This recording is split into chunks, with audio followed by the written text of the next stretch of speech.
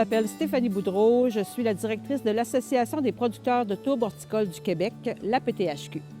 La PTHQ a inclus 8 membres producteurs de tourbe qui sont répartis un peu partout à travers le Québec, mais nous avons une concentration un peu plus importante au Bas-Saint-Laurent. C'est pourquoi la PTHQ héberge le créneau d'excellence tourbe et substrat qui est basé dans le Bas-Saint-Laurent et qui inclut, outre les producteurs de tourbe, différents acteurs qui sont reliés au secteur horticole.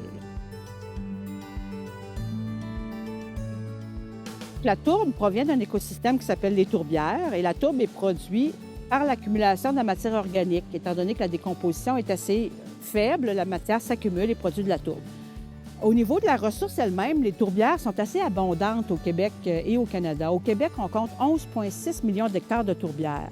Alors, depuis le début de l'histoire de l'industrie, la récolte de tourbe a affecté seulement 0,06 % des tourbières au Québec. Donc, c'est quand même un impact qui est quand même assez limité. Quand les producteurs vont récolter la tourbe dans une tourbière, la même tourbière est utilisée pendant 30 à 50 ans parce que la récolte se fait vraiment lentement, millimètre par millimètre. Lorsque la récolte est terminée, c'est quand la tourbe n'a plus les conditions requises pour l'horticulture. Une des meilleures pratiques est d'aller restaurer cette tourbière-là en tourbière fonctionnelle.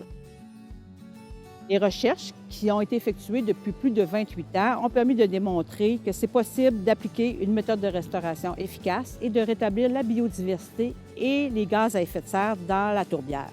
C'est un peu notre marque de commerce d'avoir travaillé depuis si longtemps avec des chercheurs pour développer des meilleures pratiques, entre autres la méthode de restauration.